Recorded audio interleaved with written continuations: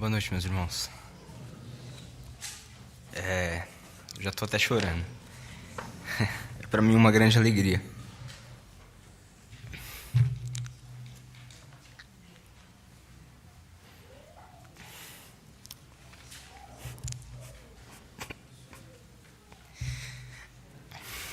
Para mim, uma grande alegria poder estar diante da igreja em que eu cresci.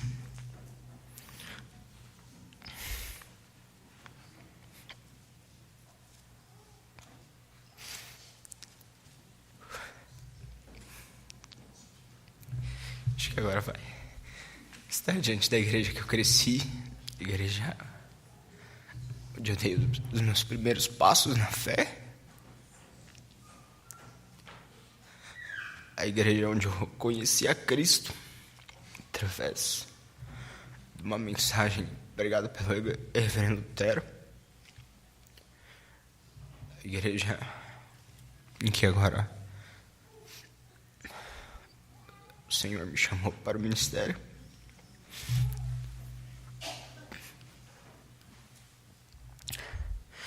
Então é uma grande alegria poder pregar a palavra do Senhor para os irmãos nessa noite. Espero já ter chorado tudo que tinha para chorar. E convido os irmãos a abrirem suas Bíblias na Epístola de Paulo aos Filipenses. Nós leremos no capítulo 1, os versos 27 a 30.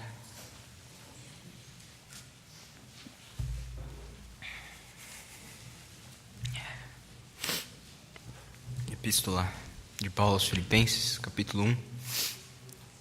Nós leremos os versos 27 a 30. Eu peço que você acompanhe atentamente a leitura que eu farei. Leamos. Vivei, acima de tudo, por modo digno do Evangelho de Cristo, para que, ou indo ver-vos, ou estando ausente, ouça, no tocante a vós outros, que estáis firmes em um só espírito, como uma só alma, lutando juntos pela fé evangélica, e que em nada estáis intimidados pelos adversários, pois o que para eles é prova evidente de perdição é, para vós outros, de salvação, e isto da parte de Deus. Porque vos foi concedida a graça de padecerdes por Cristo, e não somente crerdes nele, pois tendes o mesmo combate que vistes em mim, e ainda agora ouvis que é o meu. Meus irmãos, é muito comum hoje em dia, e no decorrer de toda a história, que um cristão seja acusado de intolerância, enquanto na verdade é ele quem está sofrendo intolerância. Não seria nem um pouco anormal se você concordasse comigo que alguma vez no seu Facebook ou em alguma rede social sua, você presenciou algo dessa maneira. Discutindo qualquer assunto que seja, principalmente aqueles em que há mais polêmica, a tendência é que o cristão, ao defender a sua fé, ao defender a sua posição, ele seja massacrado por isso, ele seja segregado, ele sofra com seus adversários. Aqui no nosso texto, em Filipos, a situação era semelhante. Estes cristãos, eles estavam sofrendo simplesmente porque eram cristãos. E é nesse sentido, então, que Paulo escreve a eles, ensinando como eles devem viver. Como, então, devem viver os cristãos diante de qualquer situação, inclusive diante de situações como essa, de sofrimento, de oposição. Então, nós veremos nessa noite, neste texto, como devem viver os cristãos, inclusive diante da oposição. O registro de Atos 16 nos conta que em uma de suas viagens o apóstolo Paulo com a graça de Deus, ele alcançou para Cristo 3 pessoas. Lídia é a primeira, a segunda é uma jovem escrava, e em terceiro lugar é aquela conversão em que nós temos mais familiaridade, que nós conhecemos, é a do carcereiro. Paulo é preso junto de Barnabé, acontece um terremoto, e então o carcereiro ameaça ele tirar a sua vida. Paulo diz, não, espera, nós estamos aqui. E na sequência o carcereiro deseja conhecer ao Deus de Paulo, e o registro ainda nos conta que a família do carcereiro se converteu também. O registro de Atos 16 nos conta o início da igreja de Filipos. A igreja de Filipos, uma colônia romana. E passados alguns anos, então, dessa igreja, agora provavelmente maior, Paulo escreve essa carta. Paulo está preso, e então a igreja de Filipos envia Epafrodito junto de uma oferta, e Paulo envia Epafrodito de volta à igreja de Filipos com esta carta, uma carta em que ele aproveita para agradecer pela oferta e agradecer pelo cuidado dos irmãos de Filipos com ele.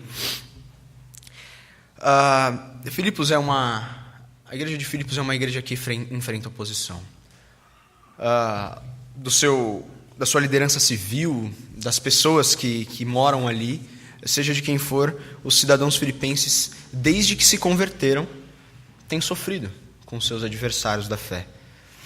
E é neste sentido, então, que Paulo dá grande ênfase nessa carta ao estar alegre. Alegrai-vos no Senhor, outra vez digo alegrai-vos. A alegria é um tema comum aqui na carta. Há também 2 mulheres na igreja que estão em discordância. E nesse sentido também Paulo dá ênfase à questão da unidade nessa carta.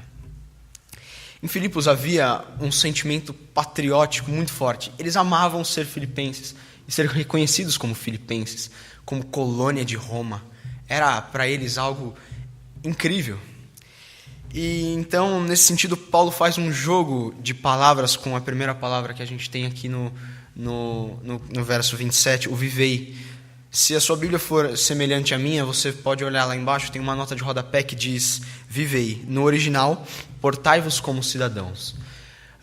No texto em grego, existe o entendimento é que essa palavra ela tenha esse caráter de cidadania.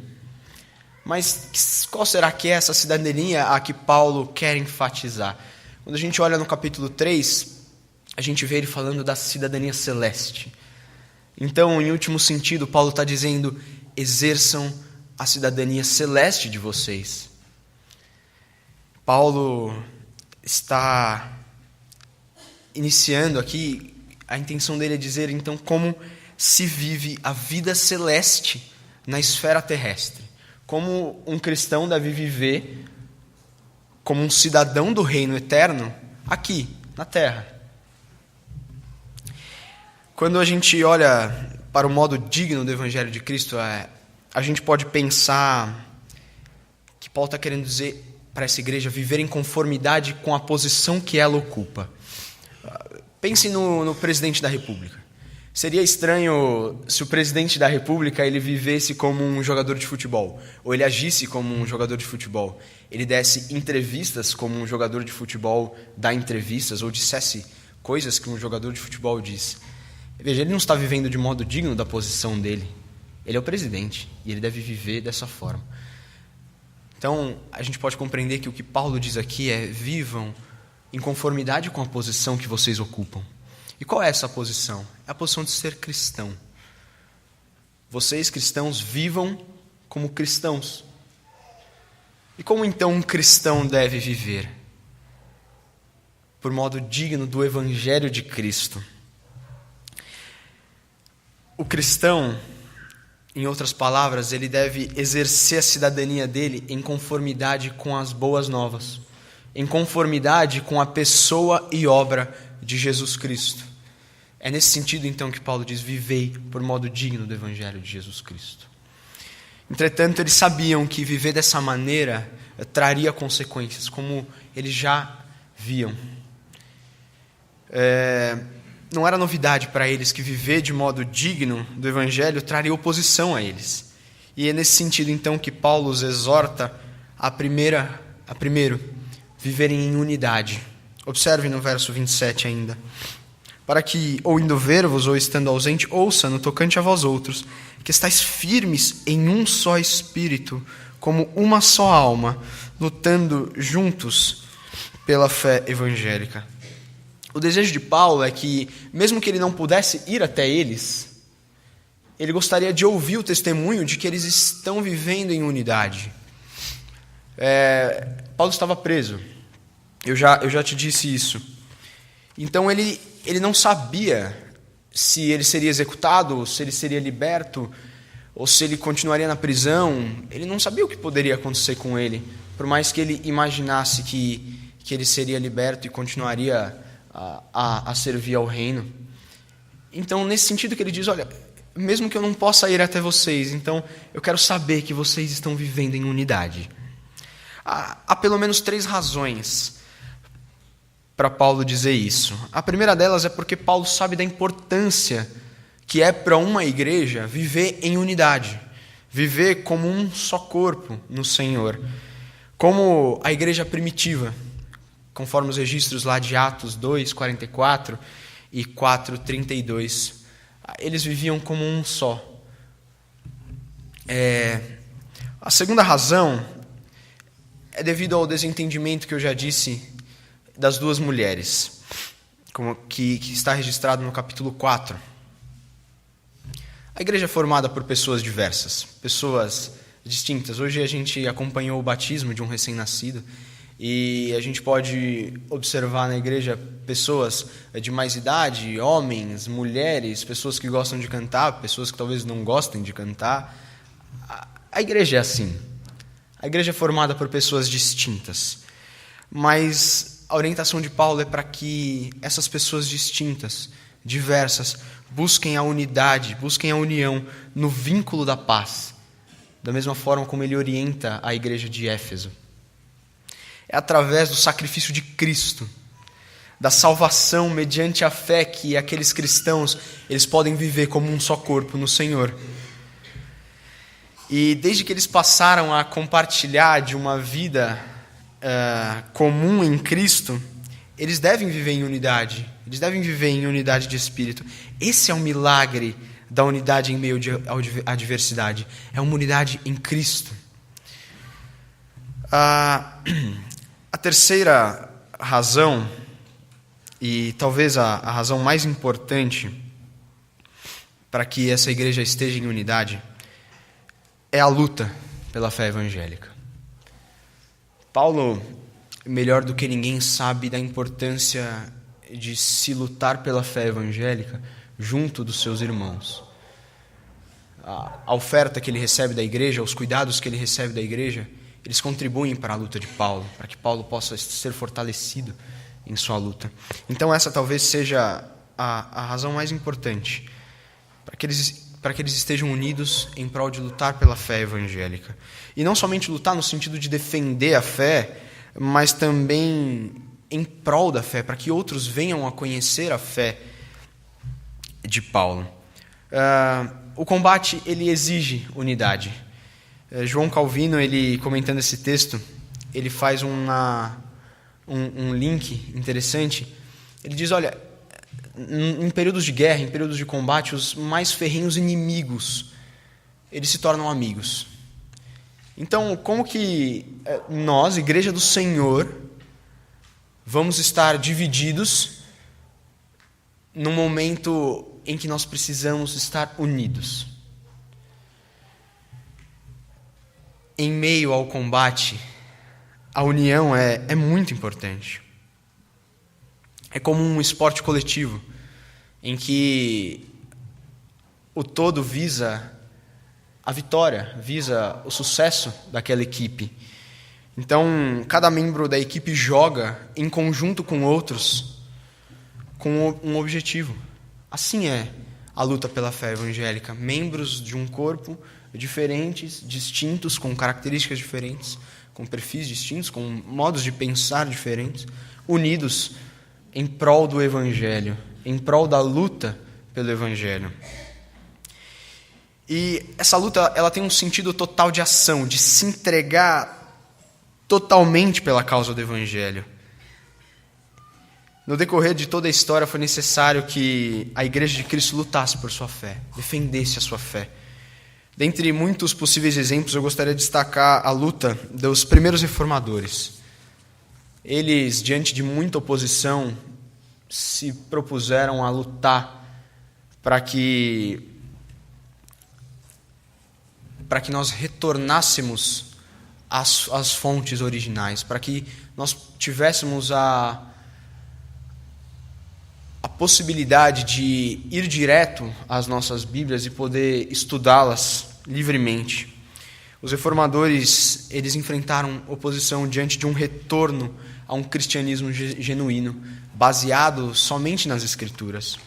Por isso, eu pergunto aos irmãos, será que esse não é tempo de lutar pela fé evangélica em unidade? Nós temos visto igrejas mais parecidas com o mundo do que com o próprio Cristo. Nós temos visto igrejas totalmente curvadas à nossa cultura, ao invés de curvadas à Bíblia. Em contrapartida, não são muitas as igrejas que saem às ruas compartilhando de sua fé. Não saem defendendo a sua fé, visando o progresso do Evangelho. Sigamos a orientação de Paulo. Em unidade, como um só corpo no Senhor, pregue o Evangelho de Cristo, propague-o como igreja. Vocês têm diversas oportunidades aqui na Betel. Eu, enquanto preparava, me lembrei do Instituto Vida em Ação. Como essa igreja tem, em unidade, trabalhado em prol da pregação do Evangelho no Instituto, por exemplo? Talvez você não possa vir até aqui nos dias em que as atividades ocorrem, mas você já se propôs a perguntar para o coordenador, pelo responsável, acredito que seja o presbítero Arnaldo, você já se propôs a perguntar como você pode ajudar sem estar aqui? Como você pode lutar pela fé evangélica em unidade com a sua igreja sem estar presente, como é o caso de alguns, acredito? Paulo certamente gostaria de ir a Filipos e ver aqueles cristãos lutando pela fé evangélica. Entretanto, mesmo que não fosse possível, ele desejava ouvir o testemunho de que isso estava acontecendo, de que eles estavam em unidade lutando.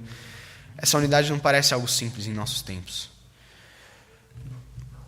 Há muita polarização em qualquer assunto que seja, ou é 8 ou é 80, ou é o candidato de cá ou é o candidato de lá, e se você não é do candidato de cá, então, por favor, saia do meu Facebook, não fale mais comigo. Bom seria se isso tivesse ficado só fora da igreja. Meus irmãos, se essa igreja deseja ser uma igreja cada vez mais madura, cada vez mais forte, uma igreja cada vez mais influente no bairro em que situa, então essa igreja deve viver em unidade, deve viver em unidade na luta pela fé evangélica. Se é plano desta igreja propagar o Evangelho em meio a um mundo que rejeita o Evangelho, então não será por esforços individuais que o sucesso virá, mas é por um esforço conjunto, agraciado pelo poder do Senhor. Além de desejar saber da união dos filipenses, além de exortá-los a que vivam em unidade em prol do Evangelho, Paulo também deseja saber que eles não estão intimidados com qualquer oposição que pudessem enfrentar. Observe comigo nos versos 28 e 29, e no 30 também. E que em nada estáis intimidados pelos adversários, pois o que é para eles prova evidente de perdição é para vós outros de salvação, e isto da parte de Deus. Veja, Paulo não está dizendo que a oposição vai vir, eles já estão enfrentando a oposição. Desde que eles se converteram, desde que eles conheceram a Cristo e têm vivido por modo digno do Evangelho, eles têm enfrentado a oposição. A exortação de Paulo é que, além de em unidade, um cristão deve viver com coragem. Um cristão deve viver com coragem diante dos adversários, diante da oposição. E o motivo para que eles não tenham medo desses adversários é porque o que para eles é prova evidente de perdição para os adversários é para os cristãos prova evidente de salvação. E isso da parte de Deus. Na ótica dos adversários, quando eles perseguiam os cristãos e mesmo assim esses cristãos permaneciam firmes defendendo sua fé, permaneciam convictos daquilo que criam, para eles isso era sinal de perdição, era sinal de que aqueles cristãos eram loucos. Mas para esses cristãos isso era sinal de salvação. À luz do verso 21, em que Paulo afirma que para ele a morte é melhor do que qualquer coisa que lhe pode acontecer, já que ele vive por modo digno do Evangelho, o morrer é lucro, enquanto o viver é Cristo. Esse é o sentido de viver com coragem.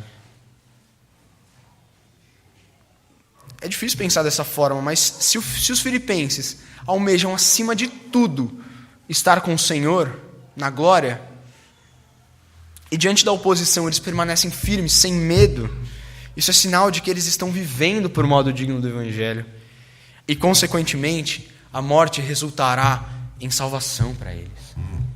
Prova evidente de salvação é a perseguição.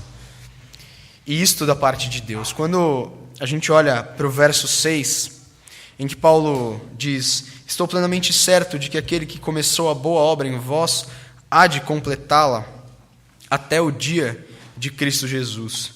A prova evidente é da parte de Deus, e não temam, porque aquele que prometeu é fiel para cumprir, e ele cumprirá. A certeza de Paulo, ela não é humana, mas ela é do Deus Todo-Poderoso, do Deus soberano, que cumpre aquilo que decretou. Por isso é que Paulo diz: vivam com coragem diante da oposição. Existe um bom exemplo disso. Existem diversos bons exemplos disso nas Escrituras, mas eu gostaria de destacar um. Em 1 Reis, capítulo 22, a gente tem um registro de um profeta chamado Micaías. Ali, os dois reis, tanto de Judá, que era o rei Josafá, e o de Israel, o rei Acabe, eles combinam ali e planejam tomar uma cidade, a cidade de Ramote Gileade. Mas antes eles decidem consultar os profetas, e eles chamam então 400 profetas, e esses 400 profetas dizem a mesma coisa. Eles dizem assim: sobe a Ramote Gileade e triunfarás, porque o Senhor a entregarás nas mãos do rei. Entretanto, havia um profeta que Acabe temia. Fazia bem de temê-lo, porque ele honrava o Senhor. E ele sempre profetizava coisas ruins a respeito dele.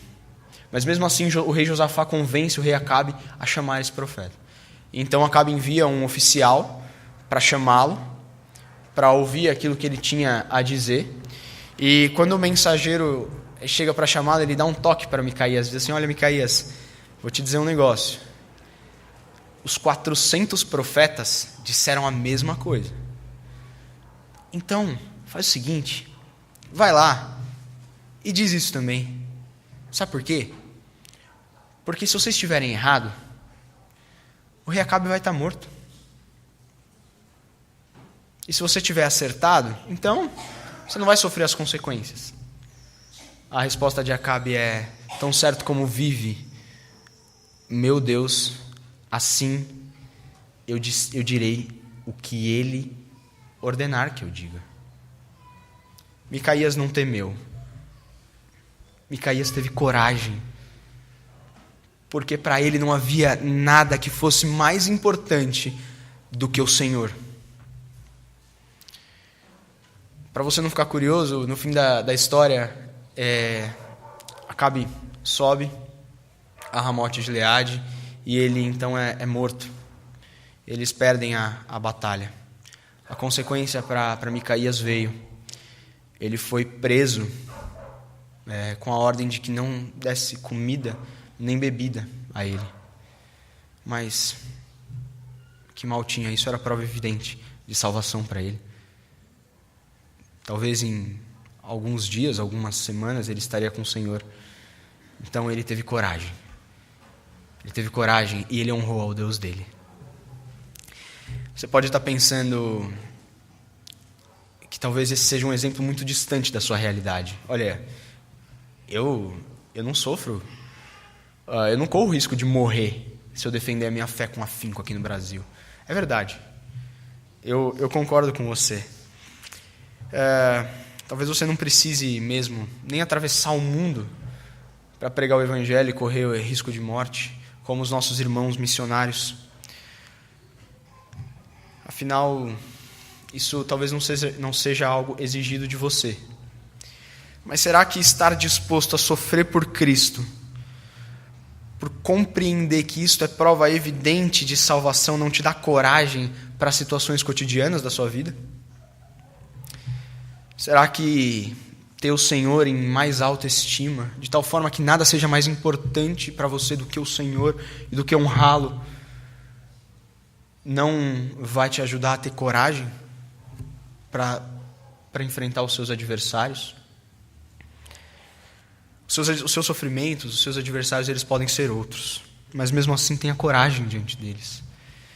Se pregar a Cristo pode te trazer humilhação diante dos seus colegas de classe, de faculdade, ou diante dos seus colegas de trabalho, então tenha coragem. Faça isso. Pregue a Cristo. Se ser honesto, se viver de maneira digna do Evangelho de Cristo, se ser honesto pode te trazer consequências no seu trabalho, pode trazer alguma perseguição, tenha coragem. Viva de modo digno do Evangelho de Cristo. Se defender a sua fé pode te levar a perder o contato com algum familiar, tenha coragem. Tenha coragem. Se viver de modo digno do Evangelho de Cristo te trouxer qualquer tipo de sofrimento ou oposição, tenha coragem para isso, meu irmão. A coragem é consequência de estar totalmente apegado a Cristo. Nada mais importa. E por que além de estar unidos na luta, eles devem ter disposição, coragem para enfrentar esses adversários? Observe no verso 29. Porque vos foi concedida a graça de padecerdes por Cristo, e não somente crerdes nele. A conclusão é de que, da mesma forma que eles receberam o privilégio de crer em Cristo, assim também eles receberam o privilégio de sofrer por Jesus, caso fosse preciso. Esses sofrimentos, eles são concedidos por Deus. Eles são um presente, da mesma forma que crer nele. Veja, não é o sofrimento em si que é o privilégio. Muitas vezes o sofrimento ele pode vir por um juízo de Deus, por um pecado na vida de um cristão. Mas é o sofrer pelos interesses e pela causa de Cristo e pelas causas do Evangelho que é um privilégio. Ou seja, se você defende verdadeiramente a sua fé em Jesus Cristo a ponto de sofrer por conta disso, é porque Deus o concedeu graciosamente esse privilégio. Lembre-se, Paulo está escrevendo da prisão. Observe o verso 12. Os sofrimentos de Paulo têm contribuído para que o Evangelho cresça, de tal forma que não só os da guarda pretoriana, mas todos os demais sabem que ele está preso por causa de Cristo. E ele está preso por privilégio concedido por Deus. E além do mais, no verso 14, o fato de Paulo estar preso tem despertado outros cristãos a pregar o Evangelho com mais determinação e coragem. Os sofrimentos, ele nos dá ousadia para pregar o Evangelho. É por isso que é um privilégio. E independente da motivação de coração desses pregadores, Paulo está feliz, veja no verso 18. O sofrimento, ele pode gerar progresso ao Evangelho. E esse é um dos motivos pelo qual ele é um privilégio para nós cristãos. O sofrimento também nos leva a estar mais identificados com o nosso Senhor, com Cristo. Lá na Epístola aos Hebreus, a gente pode ler que mesmo sendo filho, Jesus aprendeu a obediência por meio das coisas que sofreu. O sofrimento ele ainda será galardoado, ele ainda será recompensado na eternidade. Observe ainda o verso 9 do próximo capítulo. Num outro uso do verbo concedida, Paulo o utiliza para se referir ao fato de que Deus deu a Cristo o nome que é sobre todo nome. O sofrimento de Jesus foi concedido por Deus a fim de que todo joelho se dobre diante dele, nos céus, na terra e debaixo da terra, e toda língua confesse que ele é o Senhor, para a glória de Deus. No fim das contas, o sofrimento de um cristão que defende a causa de Cristo glorifica a Deus. O nosso sofrimento é um privilégio, porque ele é para a glória de Deus. O combate citado no verso 30 por Paulo: pois tendes o mesmo combate que vistes em mim, e ainda agora ouvis que é o meu. Esse combate que ele cita é essa prisão. Ele está preso lá em Tessalônica por pregar o Evangelho. E o combate que ele cita Ele diz primeiro: o mesmo combate que vistes em mim, e ainda agora ouvis que é o meu. O combate que vistes em mim, provavelmente é a prisão dele, registrada em Atos 16. Ele prega o Evangelho à jovem escrava, e então ele é acusado pelos cidadãos de baderna, ele e Barnabé, ele e Silas. Então eles são os dois levados ao cárcere, eles são presos. E o combate que ouvis, que é o meu, é esse combate agora, essa prisão em Tessalônica. Ambos os combates têm servido nesses propósitos que eu te apresentei.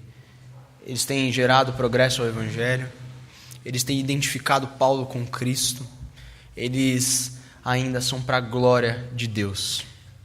Isso ainda leva aos filipenses e a nós certo consolo, certo conforto, porque assim eles sabem que eles não estão sozinhos nesses sofrimentos, eles não estão sozinhos no combate.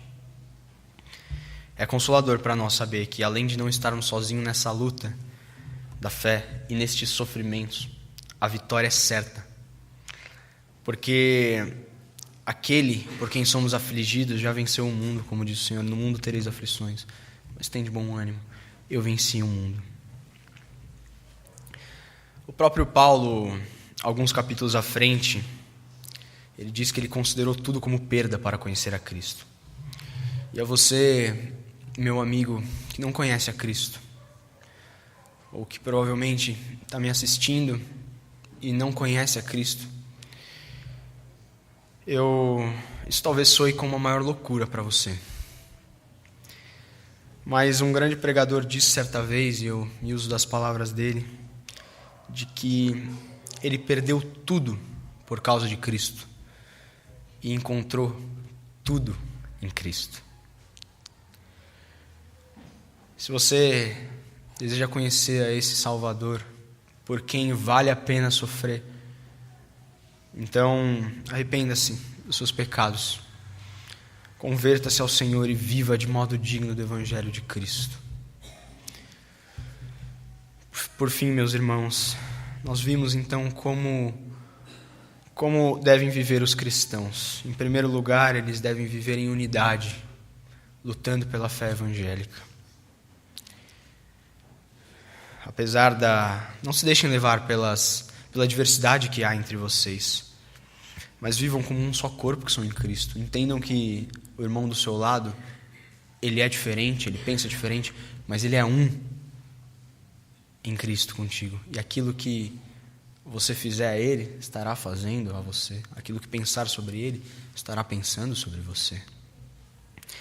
E ainda nós vimos que os cristãos devem viver com coragem diante das situações rotineiras na vida, independentemente daquilo que o espera. Então, meu irmão, viva por modo digno do Evangelho de Cristo.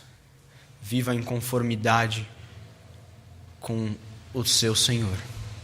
Que Deus abençoe sua vida. Amém.